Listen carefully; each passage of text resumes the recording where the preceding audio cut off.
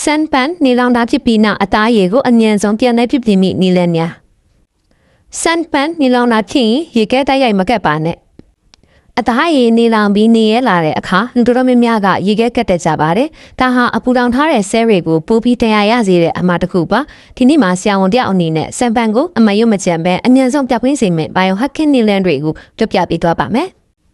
အပူချိန်ကို short ချခြင်း heat dissipating ဆဲတဲ့ကအပူကိုအရင်ထုတ်ပါ cooling down ပထမဆုံးလုပ်ရမှာကအရေပြားအောင်မှာအောင်းနေတဲ့အပူတွေကိုဖယ်ထုတ်ဖို့ပါရေကဲမဟုတ်တဲ့ရေအေးခူဝတာနဲ့15မိနစ်ခန့်ရေချိုးပေးပါဒါဟာသွေးကြောတွေကိုကျုံစေပြီးကြောင်ရဲမှုကိုချက်ချင်းတတာစေပါတယ်ဒီထားရမှာကစက်ပြအပြင်းစားတွေကိုလုံးဝမသုံးပါနဲ့哦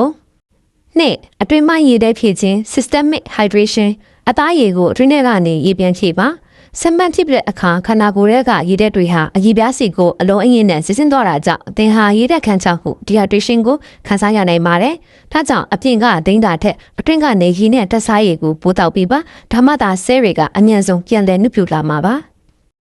၃အရေးပေါ်ကူထုံ deep bioshi အရေးပြားအကာဘွဲကိုပြန်လည်တိဆောက်ပါအရေးပြားဆူဆုံနေတော့မှာပဲ aloe vera တဘာဝရှားဆောင်လက်ပတ်သို့မဟုတ် swine paste moisturizer ကိုလူပေးပါသူတို့ကအသားရည်ကိုအင်းညစေုံဒီမကပဲပျက်စီးသွားတဲ့ skin barrier ကိုပြန်လည်တိဆောက်ပေးပါတယ်အစီပြန်လုံးနဲ့ vaseline သို့မဟုတ်အနက်ပြင်းတဲ့ lotion တွေကိုတော့ခဏရှောင်ထားလိုက်ပါအောင်